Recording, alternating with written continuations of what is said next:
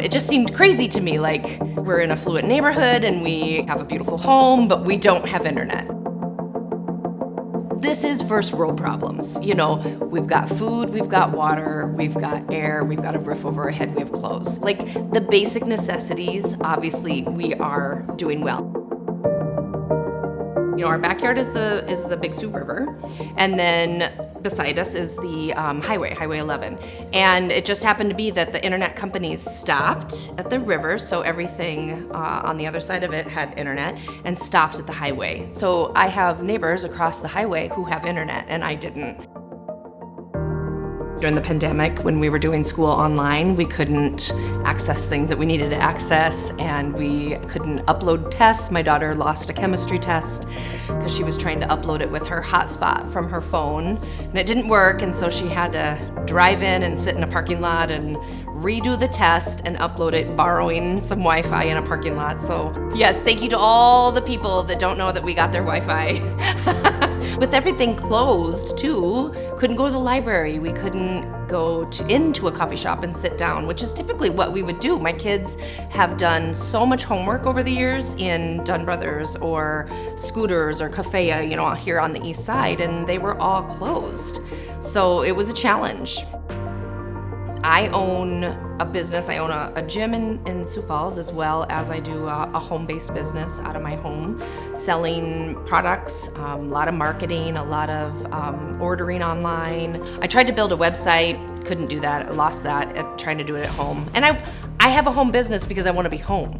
And so when I couldn't actually do those office manager type jobs here, it became a real struggle.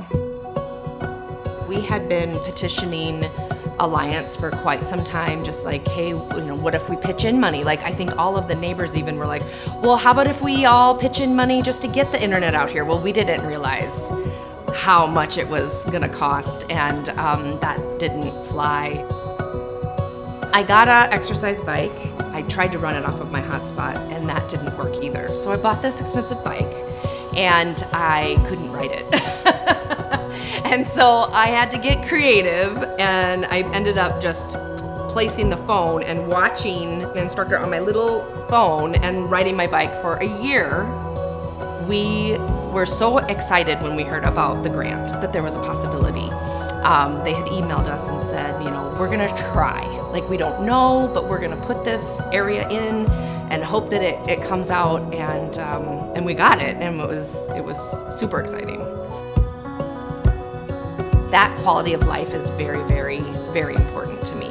I don't think people realize if you don't live without internet, you have no idea what it's like.